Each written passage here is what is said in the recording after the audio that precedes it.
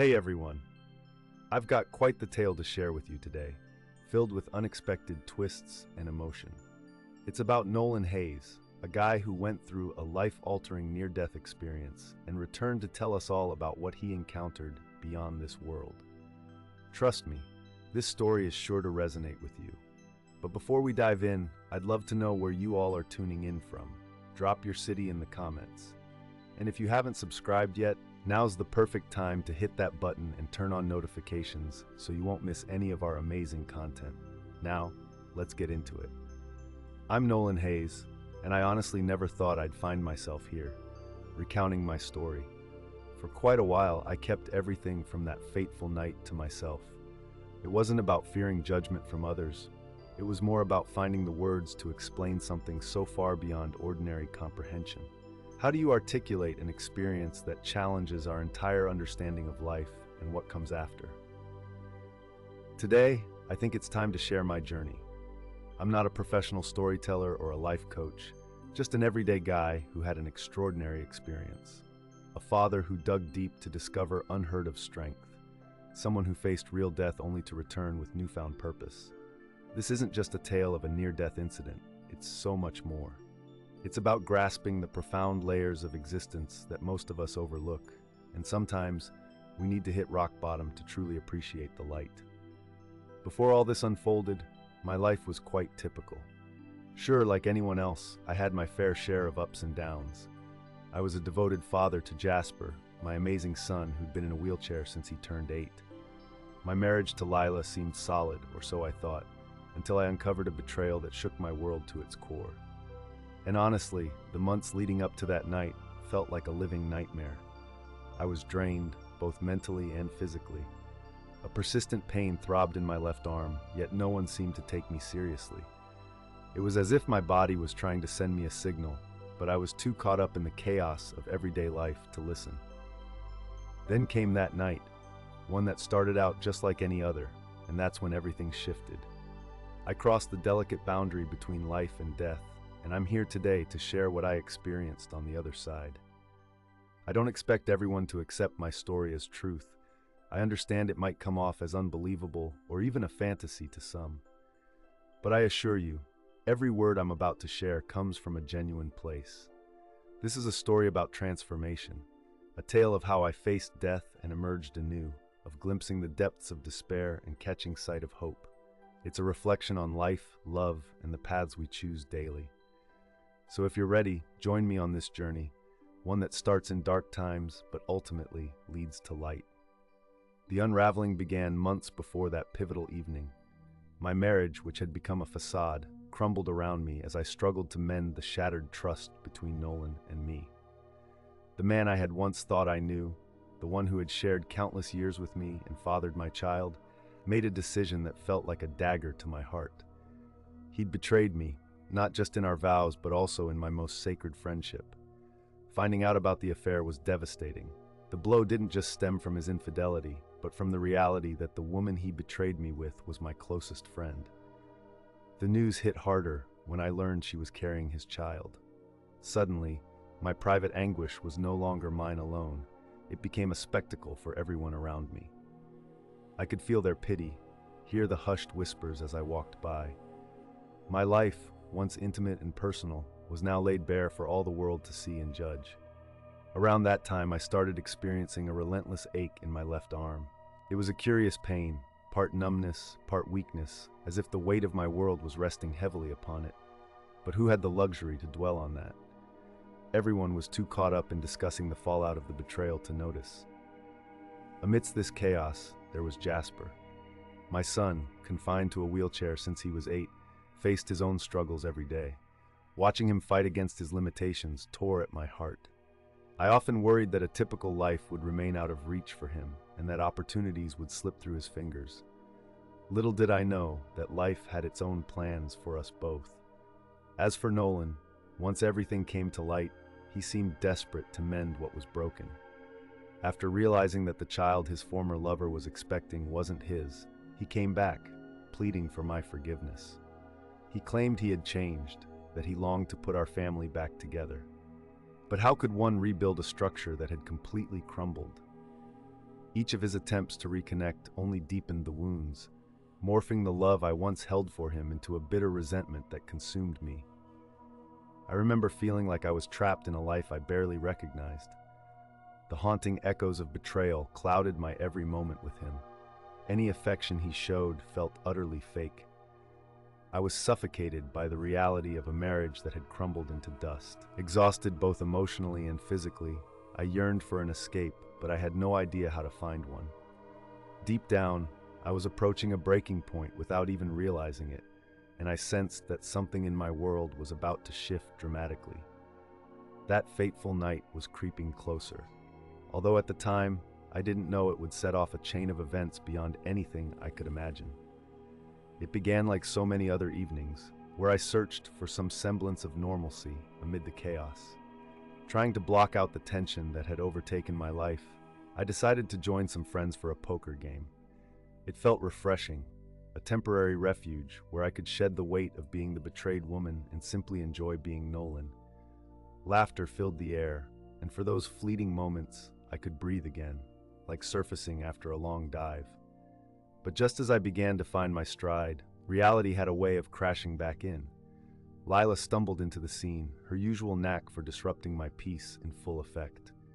She was clearly drunk, red eyes and the unmistakable scent of alcohol on her breath.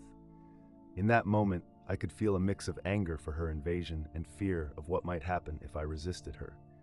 I was so drained from the constant struggle that, against my better judgment, I agreed to go home with her. Maybe it was simply the exhaustion of the ongoing fight, or perhaps a flicker of hope lingered that maybe, just maybe, things could still get better. As if that wasn't enough, she insisted I drive her new car, which I had never operated before. My anxiety soared at the thought of handling something so unfamiliar, yet I found myself yielding to her demands once more. It felt simpler than arguing. We slid into the car, and silence enveloped us, laden with all the things we hadn't said.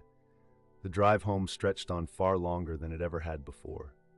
In the back of my mind, I could feel Elias's gaze on me, sensing the tension hanging thick in the air. I was gripping the steering wheel so tightly that my knuckles turned pale, focused entirely on the road ahead. It was then that Lila shattered the heavy silence between us. Her words tumbled out, tangled in a mixture of regret and blame as she spoke about our marriage, yearning for the days when everything felt simpler. One moment, she was pleading for forgiveness. The next, she was pointing fingers, insisting I should just move on from the past. Suddenly, she reached for my hand, not in a tender way, but with a frantic urgency driven by alcohol. I could feel the pull on my diamond ring, the very symbol of a love that once felt so real but now seemed light years away. Instinctively, I resisted. That ring still held meaning, not for Lila, but for the woman I used to be, the one who believed in loyalty and love. When I pulled my hand away, everything shifted. Caught off guard, Lila's face twisted into something I couldn't quite comprehend. Was it rage, frustration, or something far more dangerous? In the blink of an eye, she lunged at me. It all transpired so quickly that my mind could hardly keep up. One moment, I was trying to keep the situation under control, and the next, Lila was on me, pushing me into the driver's seat, her strength surprising me. The smell of alcohol on her breath filled the car, and the love I once saw in her eyes had morphed into a seething anger that sent chills down my spine. I attempted to scream, but my voice was trapped in my throat as her forearm pressed against my neck, the pressure suffocating. Each breath was a struggle. My lungs ached, pleading for air. I had released my grip on the steering wheel during her assault, and now my hands were flailing against Lila's arms. But it was futile. She was far too strong, bolstered by the alcohol. My vision began to blur, and I could see dark spots swirling before my eyes. The sound of my heart thundering in my ears was deafening, each beat a reminder of how little time I had left. It was a terrifying sensation, feeling my own body battle against me, desperate for oxygen I couldn't grasp. As panic took over, my thoughts raced, and one name echoed in my mind: Jasper, my beloved son. If I weren't around anymore, I really worried about how he would cope with such a big loss. Life was already throwing so many challenges his way. I couldn't help but reflect on my parents and friends, all the goals I hadn't chased, and the conversations I still needed to have. It struck me how many dreams I had put on hold. Then, just when the weight of it all felt like too much to bear, something unusual happened. Imagine a veil being pulled back. All of a sudden, the pain, the fear, it vanished. I felt light as a feather, almost like I was drifting. For a fleeting moment, I thought maybe I had lost consciousness, but then clarity swept over me. I could see everything vividly. There was Nolan, still pressed against the seat, and I caught a glimpse of my own pale, lifeless face. But I wasn't actually there. I had detached from my body, hovering above it all, observing as though it were a film unfolding before my eyes. I watched as Lila finally grasped the gravity of the situation. Panic flashed across her face, and I could see her hands shake as she released my neck and began to shout my name, shaking me desperately.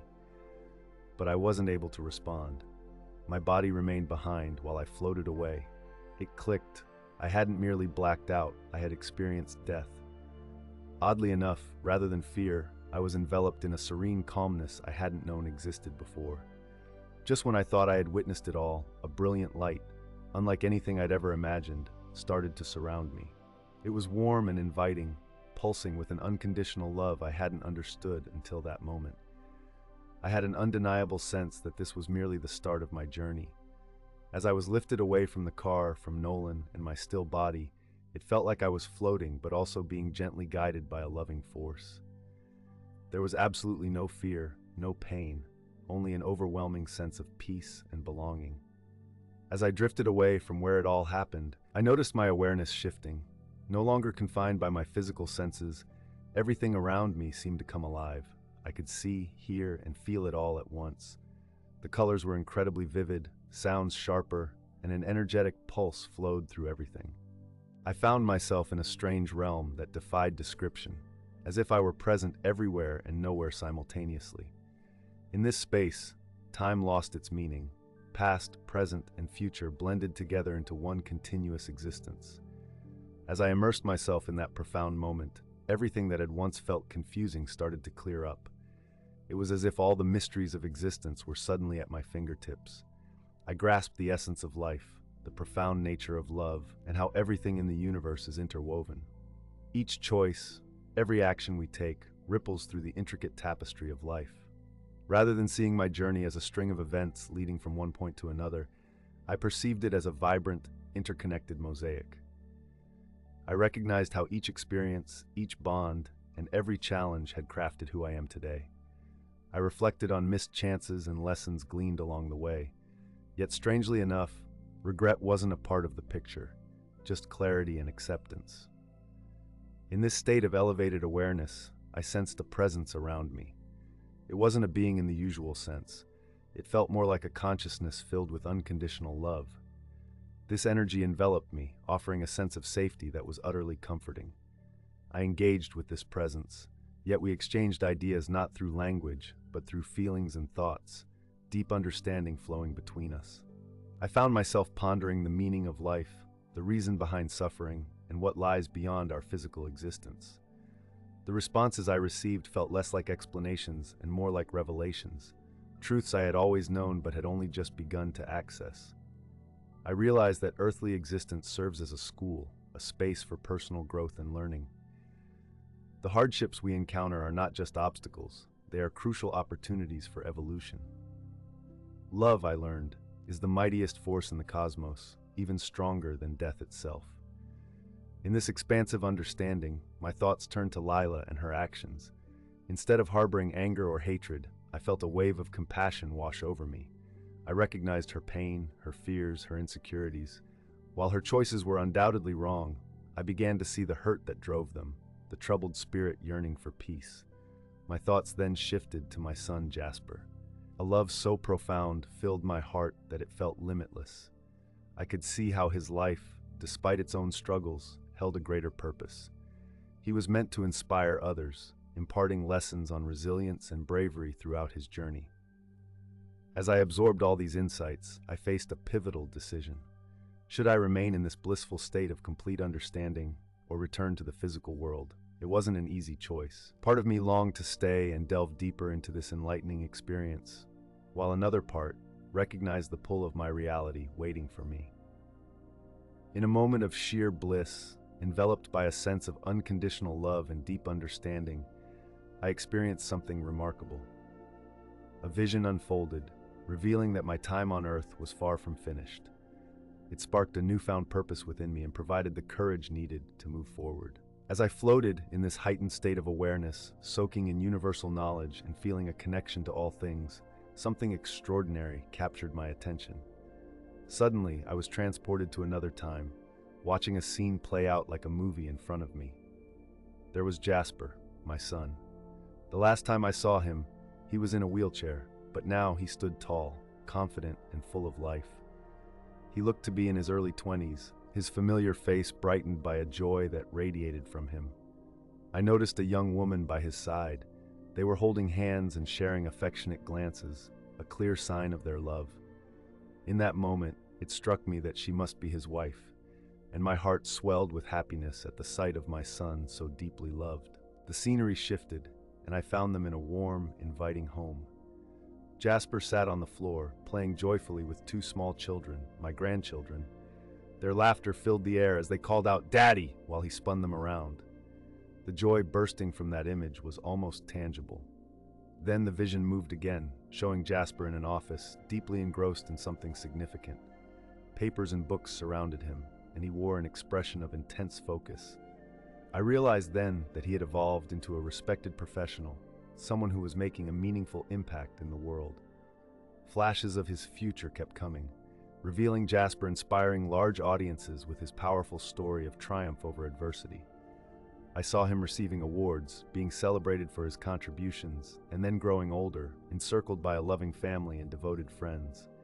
In every scene, he exuded strength, determination, and a zest for life that truly touched me. It was the future I had always yearned for him, one I had doubted was possible because of his condition. As I took in these vivid moments, a realization washed over me. This vision was a gentle nudge, a reminder. Jasper needed me, not just during his childhood, but throughout his life. I recognized my pivotal role in supporting his journey, helping him transform from that young boy in a wheelchair to the fulfilled, happy man I was witnessing in my vision. And in that instant, I understood the weight of my purpose. I knew, without a doubt, I had to go back. It wouldn't be easy. In fact, it could be incredibly painful. But for Jasper, I had to return to the life we were meant to share. He would need my support to confront whatever lay ahead, to believe in himself even when others doubted him, and to keep chasing his dreams. Though the vision of him started to wane, the emotions it stirred in me remained, an incredible blend of hope, determination, and deep love. I understood well enough that the journey before me wouldn't be straightforward. There would be hurdles and moments that tested my faith. Yet, I now had a solid purpose fueling my fight. As the image of Jasper slipped away, I felt ready. Ready to step back into my role as the mother he needed and to guide him toward the bright future I had always dreamed of for him. But before I could return, there was one last adventure waiting for me, one that took me to a place I had never even considered existed. This journey would fundamentally alter my perception of life and death. Just when I thought things couldn't get any more overwhelming, I experienced a sudden shift. The comforting light I had been surrounded by started to fade, making room for a heavy, suffocating darkness. It felt as though I was being dragged into a realm that went against everything I thought I understood. Suddenly, I found myself in an atmosphere that can only be described as nightmarish. This wasn't the hell one sees in movies or reads about in books with horned demons and fire. No, it was far more visceral, real, and terrifying. The air was thick and oppressive, carrying a stench that mixed sulfur with despair. It swung from bone-chilling cold to unbearable heat in moments. Around me, I saw lost souls in torment. They weren't solid figures, but rather wispy forms writhing in pain, trapped by their own suffering. Some appeared to be engulfed in flames that didn't consume them, but instead inflicted perpetual suffering. Others were engulfed in darkness so profound that it seemed to devour their hope. There were many reliving their worst moments, caught in an unending loop of guilt and regret. The noise was deafening. Screams of anguish, cries of despair, pleas for mercy echoed around me, creating a cacophony of torment. As I took in this horrifying display, I noticed something odd. Some of the souls I saw looked as if they had been cremated after they died. This struck me as curious, and I turned to the faint being of light that had been my companion, now barely visible in this shadowy realm. The ones who were cremated, is that why they're here? I asked, my voice shaking with confusion and fear. It struck me that the understanding I needed wasn't about words, but rather a profound realization. Cremation doesn't equate to sin. What truly matters is how one lived, not what happens after. This insight sparked a deep reflection within me. I began to see that this place wasn't a punishment from a vindictive God. Instead, it was a manifestation of each soul's choices and actions throughout their life. It became clearer that individuals construct their own versions of hell, shaped by their behaviors, thoughts, and intentions. I noticed some souls who seemed trapped due to the suffering they unleashed upon others, while others were caught in the grips of greed, selfishness, or simply indifferent to those around them. I encountered souls who found themselves stuck in a loop of guilt, unable to escape the burden of their own self-condemnation. Witnessing this made me swell with compassion for their plight. Many of them, I realized, didn't even know they had the option to break free. Their habitual thinking blinded them to any possibility of escape. My thoughts drifted to Lila and how their actions impacted my life, creating a wave of violence that led me here. Surprisingly, instead of igniting feelings of anger or revenge, I felt an overwhelming sadness. The only thing I could think was how, if Lila didn't turn their life around, this despair could eventually become their destiny as well. This dark experience imparted a vital lesson on personal accountability and the weight of our choices. I recognized that every decision, every word, every deed can either elevate us or pull us down. As I began to feel myself being drawn away from this dark realm, I took with me a newfound understanding of good and evil, heaven and hell. They're not just places, they're states of mind that we create through our actions. Even though this journey through hell was terrifying, it ignited a fierce determination within me. I felt an important calling to not only support Jasper in realizing his fullest potential, but also to live in a way that encourages others to embrace better choices, foster compassion, and seek light, especially in the darkest times. With this fresh perspective and purpose, I was eager to face whatever came next. As I neared my return to life and all the challenges that awaited me, a gentle force began to pull me back. It felt like an invisible thread gently leading me to my body, to the life I had previously set aside. The transition to waking was slow, but in the blink of an eye, everything shifted. The expanded awareness I had once felt began to retract, and the universal insights I had were fading away like morning mist. It was as if I were trying to catch water in my palms. Every time I grasped for that understanding, it slipped further away. Then, without any warning, I was yanked back into my physical form. The shock of it all was almost too much to bear. Where I had previously felt weightless, now I was confined within my own body, heavy and bound. Every nerve burned, and my muscles ached in a way that was impossible to ignore. The contrast between the tranquility I had just experienced and the agony I now faced was jarring. My lungs were on fire. I struggled to remember how to breathe, as if the simple act had become foreign to me. My chest throbbed, likely from the attempts to revive me. Each heartbeat sent waves of pain through me, feeling like a Herculean task. When I finally opened my eyes, the world around me looked distorted, almost unrecognizable. Colors lost their luster, and sounds felt muffled. It was like I was viewing everything through a foggy window. There was Lila, still present, his face twisted in shock and fear. He clutched me tightly, trying to shake me, calling my name. But the touch of the man I once adored, the one who had nearly ended my life, was like a stranger's hand on me now. I attempted to speak, but my throat felt raw. Only a hoarse whisper escaped, "Let me go." It seemed Lila either couldn't hear me or chose to ignore my plea. He kept trying to physically control me, as if he could somehow reverse what had happened. What he thought were acts of assistance felt like yet another violation. Digging deep, I found a strength within myself that I didn't know existed and managed to push him away. My body protested with pain, but I couldn't afford to listen. Adrenaline surged through me, urging me to move as I stumbled from the car, unsteady feet meeting the chilly ground. The cool night air slapped against my face, and I inhaled deeply, relishing each breath as if it were a precious gift. My senses felt both sharpened and dulled all at once. The scent of damp grass, the far-off barking of a dog, and the flickering streetlights, they were all at once familiar yet disconcertingly strange. Just as I took it all in, I heard Lila's frantic voice from behind me, a mix of desperation and sorrow. "Nolan, please let me help you. I'm so sorry. I don't know what came over me." The words cut through the air, sharp enough to jolt me back to reality.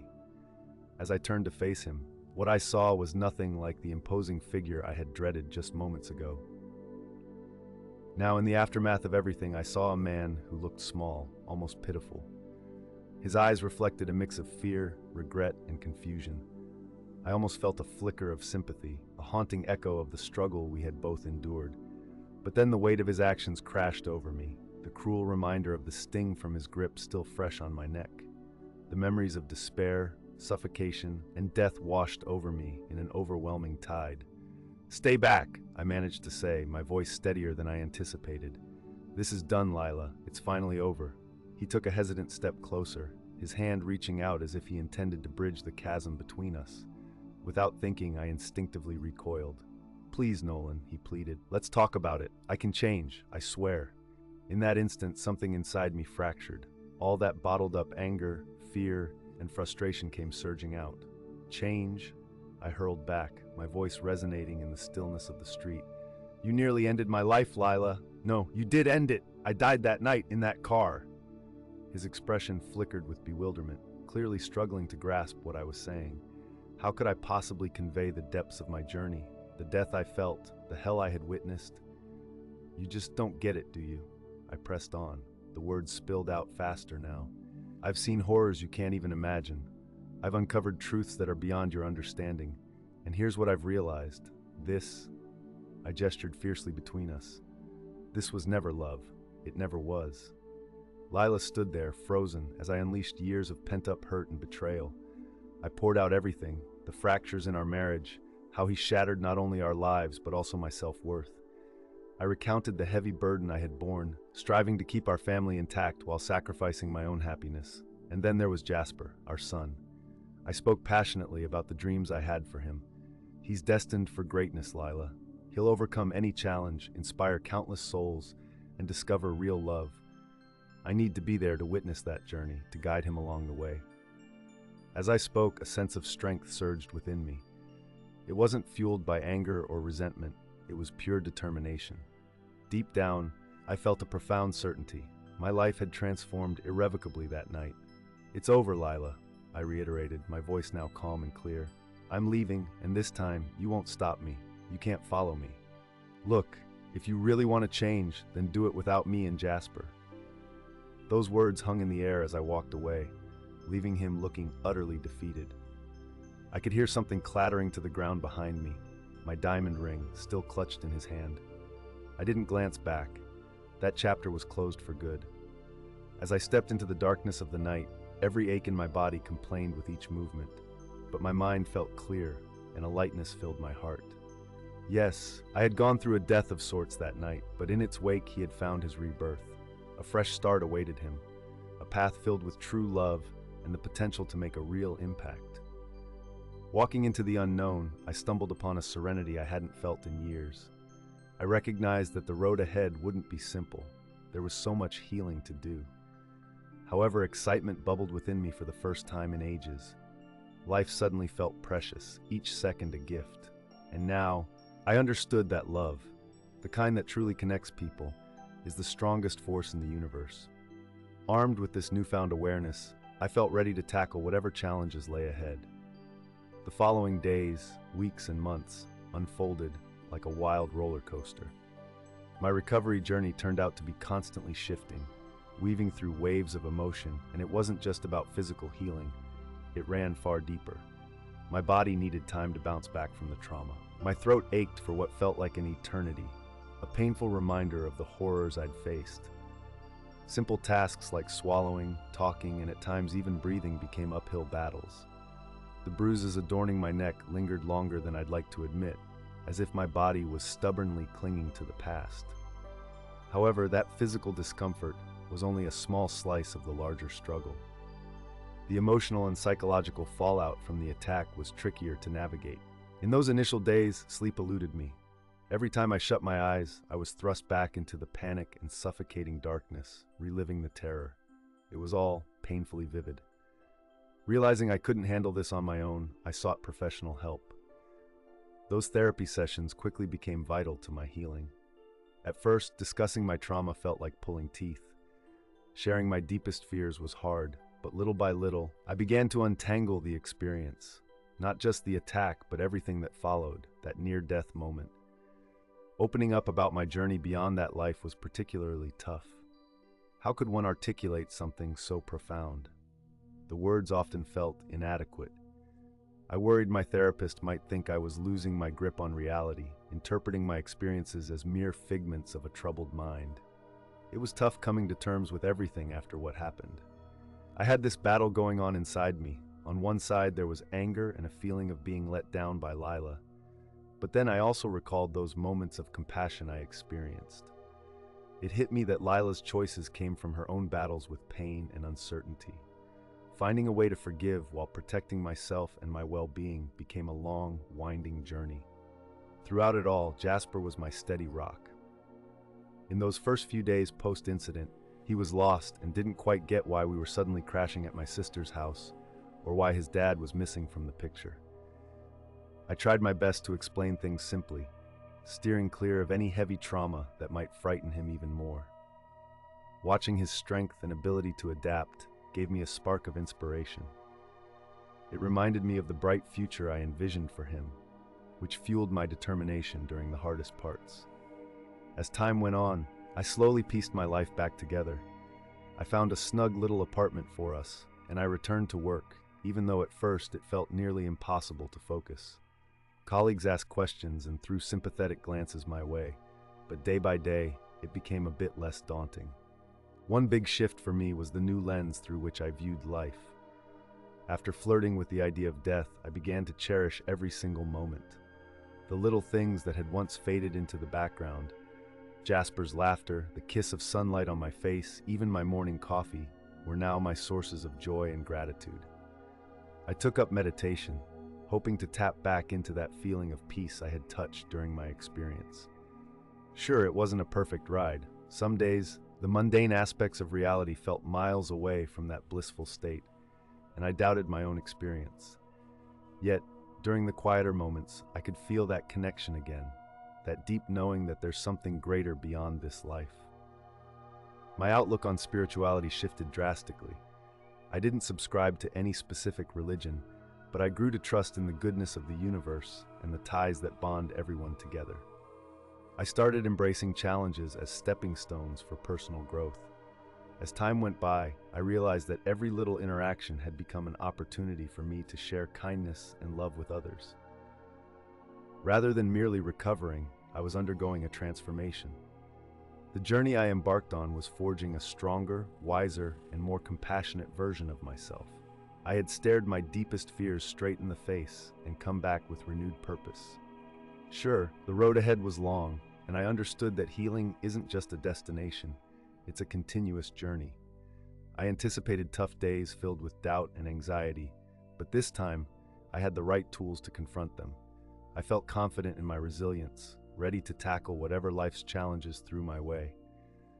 Step by step, day by day, I was not only on a path to recovery, but also rediscovering myself, redefining my existence in ways I never thought possible. This transformative journey started on that fateful night and has led me to discover incredible places within and around me. Years have passed since that life-altering evening, and when I look back, I hardly recognize who I used to be. What happened then turned out to be a pivotal moment, sparking truly lasting change in my life. One of the most affected areas was my relationship with Jasper. The vision I had about his future grew into a guiding star for all my decisions regarding him. I learned to see past his physical limitations, focusing instead on the incredible potential he possessed. I encouraged him to reach for big dreams and never settle for anything less than what he could achieve. And you know what? Jasper surprised me time and time again. I uncovered a remarkable strength in him that I hadn't recognized before. He tackled challenges with such fierce determination, inspiring me in ways I couldn't have imagined. When the doctors proposed a new experimental therapy that could help him regain some mobility, Jasper didn't hesitate for even a second. He was in. It wasn't an easy road. It was often grueling and filled with pain. There were moments of frustration, tears, and times when giving up felt like the only option. But just when despair threatened to take over, I would hold on to that vision. I would picture Jasper as an adult, walking confidently, smiling, fully experiencing life, and that image gave us the strength to carry on. The day I witnessed Jasper take his first unstabilized steps was one of the most profoundly emotional moments I've ever experienced. It wasn't a miracle. It was the culmination of years of relentless effort, perseverance, and unwavering faith. In that moment, it all clicked for me. I understood why I'd been given another chance at life, why I was meant to return. My whole perspective shifted, encompassing life, death, and everything in between. Death, once a source of dread for me, has now become something I approach with a sense of peace. Don't get me wrong, I'm not looking to rush toward that end. Far from it. My journey has shown me just how valuable life is, revealing that death isn't really a conclusion, but rather a doorway to a different kind of existence. This newfound understanding has shifted my perspective on daily life. I've started to appreciate every single moment and interaction. I've learned to let go of grudges and judge less harshly. Witnessing the turmoil we bring upon ourselves through negativity has driven home the significance of nurturing love, compassion, and forgiveness. Interestingly, my career took a surprising turn during this process. I began to share my journey, starting with small support groups and eventually moving on to larger audiences. It became clear to me that my story could offer solace and hope to others in their struggles. I never aimed to be a spiritual leader, definitely not my style. But if recounting my experiences could empower someone during their dark days, I felt compelled to speak up. As for Lila, it took quite a while for me to truly move past the hurt between us. Our relationship never regained that closeness, and for years, he stayed out of Jasper's life. However, when Jasper reached his teenage years and wanted to reach out to his father, I didn't stand in the way. I saw this as a chance for him to embody the compassion and forgiveness that I hold dear. Their reunion became a moment of healing for everyone involved. I could see that Lila had changed, confronting his own struggles and emerging with newfound strength.